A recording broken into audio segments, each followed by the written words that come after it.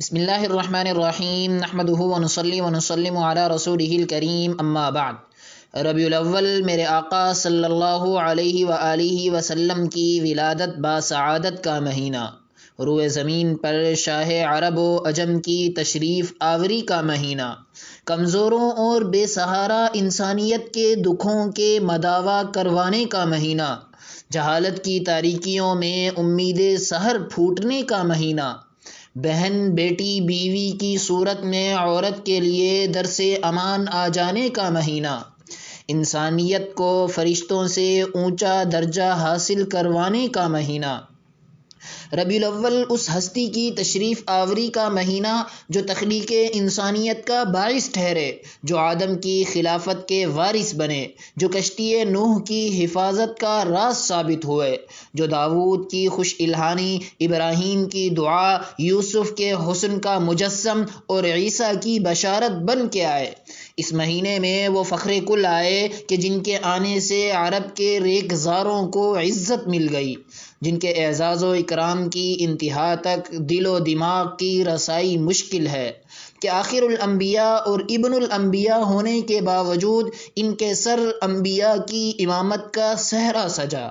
جنہوں نے یثرب کو مدینہ منورہ کر دیا۔ خدا نے ان کو ایسے ایسے مقام عطا کیے کہ بڑے بڑے انبیاء ان کے مقام تک نہ پہنچ سکے۔ ان کو کتاب، قبلہ، معراج، معجزات، وطن، غرض جو کچھ بھی ملا سب سے اعلیٰ ملا۔ ان کے صحابہ انبیاء کے بعد کائنات میں سب سے افضل ترین لوگ ثابت ہوئے، جن کو ایسے وفادار اور جانثار ساتھی ملے کہ جنہوں نے خون کے آخری قطروں تک اور جسم کی آخری سانس تک عہد وفا نبھا چھوڑا۔ ان جانثاروں کی جانثاری پہ قربان جاؤں جو اپنے تڑپتے لاشوں اور اکھڑتی سانسوں میں کہہ گئے، اے لوگوں، کٹتے کٹ جانا، مرتے مر جانا، لیکن محمد الرسول اللہ پر کبھی آنچ نہ آنے دینا۔ ان کے ساتھیوں کی وفاداری کی داستانیں شعب ابی طالب کی اس گھاٹی سے پوچھو جہاں وہ اپنے محبوب آقا کے ساتھ 3 سال تک محصور رہے، کبھی بھوک کی وجہ سے پتے کھائے تو کبھی پیٹ پر پتھر باندھے، کبھی دہکتے انگاروں پر لٹائے گئے تو کبھی تختہ دار پر لٹکائے گئے، ان کے جسموں کو کاٹا گیا، مگر ان کو یہ سب کچھ حضور کی اتباع سے 1 انچ بھی پیچھے نہ ہٹا سکے۔ اس ہادی عالم کی آمد کا مہینہ کہ جنہوں نے عرب کے ان باشندوں کو جن کو لوگ گنوار کہا کرتے تھے، اولئک هم الفائزون رضی اللہ عنہم ورضوا عنہ اور کلہم عدول کی سند عطا کروا دی، جن کے فیض یافتہ ہستیوں کے لیے پھر عرش سے سلام آئے، جن کی ازواج مطہرات کتاب ہدایت کی آیتیں بن گئی۔ غرض ربیع الاول کے مہینے میں دنیا کے افق پر وہ سراج منیر چمکا کہ جس کے سامنے شمس و قمر کی روشنیاں ماند پڑ گئیں۔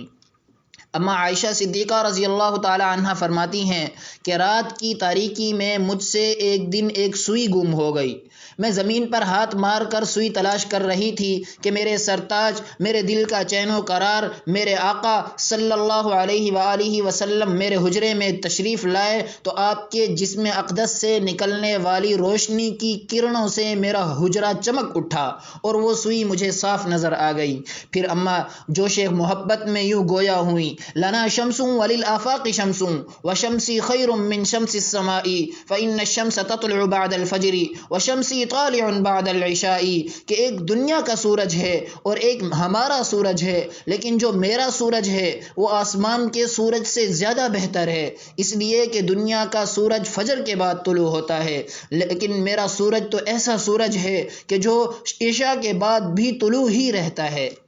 حضرت جابر رضی اللہ تعالیٰ عنہ فرماتے ہیں کہ چاندنی رات تھی، آسمان پر چاند اپنی پوری آب و تاب سے چمک رہا تھا اور زمین پر نبوت کا قمر منیر روشن تھا، میں کبھی چاند کو دیکھتا، کبھی حضور کے چہرے کو تکتا، لیکن خدا کی قسم میرے آقا کا چہرہ چاند سے زیادہ خوبصورت تھا۔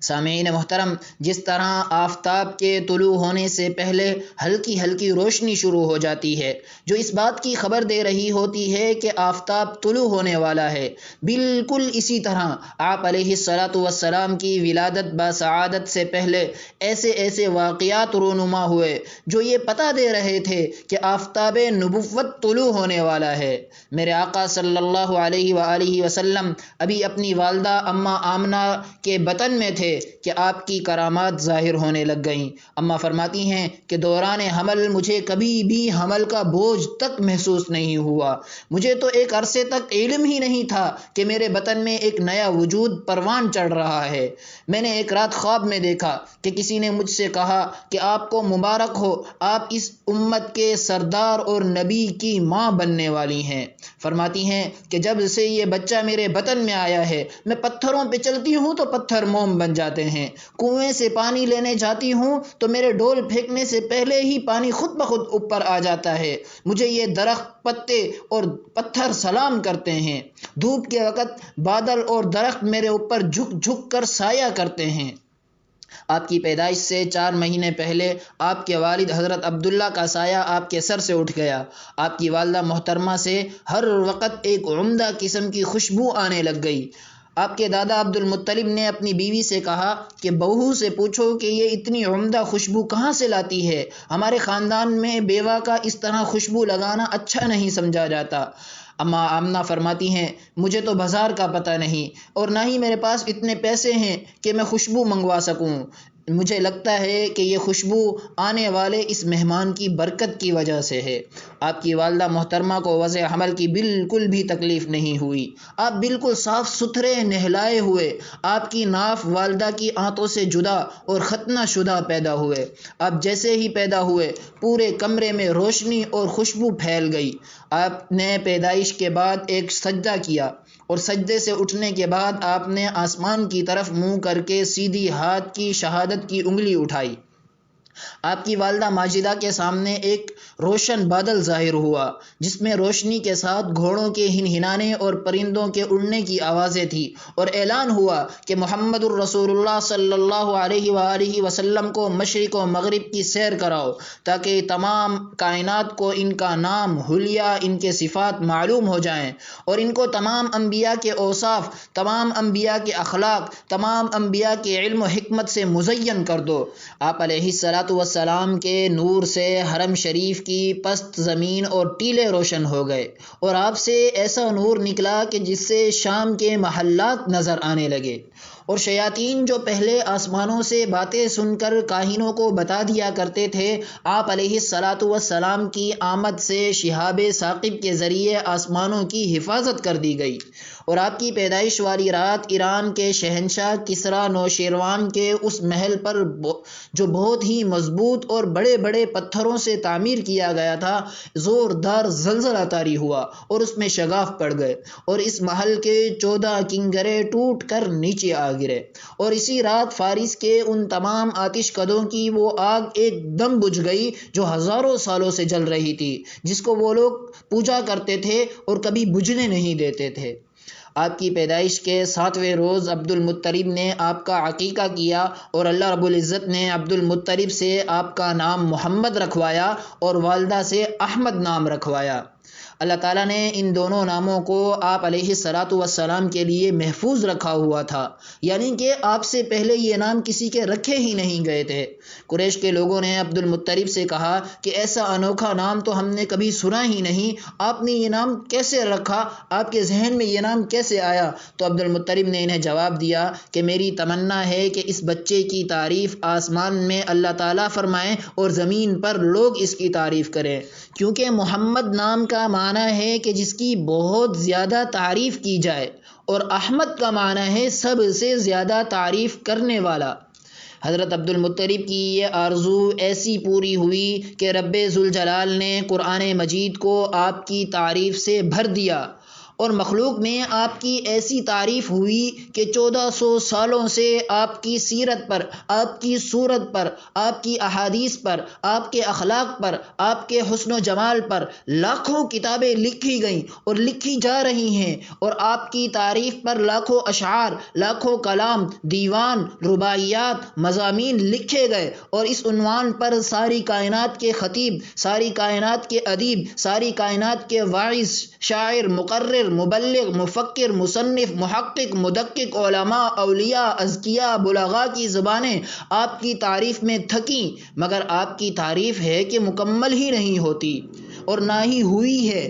مجھ جیسے کم فہم، کم عقل اور کم علم کی کیا اوقات کہ آپ علیہ الصلاۃ والسلام کی مدح سرائی کرے، کہ جن کے پسینے کی خوشبو مشک و عنبر سے زیادہ معطر، کہ جن کی انگلی کے اشارے سے چاند ٹکڑے ہو جائے، جو دعا کریں تو سورج مغرب سے دوبارہ لوٹ کر نماز کا وقت دہرائے، جن کے حکم پر ابو جہل کی مٹھی میں بند کنکریاں کلمہ پڑھنے لگ جائیں، جو پانی میں ہاتھ ڈالیں تو انگلیوں سے پانی کے چشمے پھوٹ پڑیں، جن کے بول حدیث بنے، جن کے افعال سنت و شریعت بنے، جو سوئیں تو ان کا وضو نہ ٹوٹے، جن کے خواب وحی الہی ہوں، جو کڑوے پانی میں اپنا لعاب دہن ڈالیں تو پورے کنویں کا پانی میٹھا ہو جائے، جو تھوڑے سے دودھ کو منہ لگا لیں 70 صحابہ وہ دودھ پئیں پھر بھی وہ دودھ بچ جائے، جو پتھر پر ایڑی ماریں تو پتھر سے پانی کے چشمے پھوٹ پڑیں۔ میری زبان ان کی تعریف کہاں کر سکتی ہے، مجھ میں ان کی ثنا کا سلیقہ کہاں،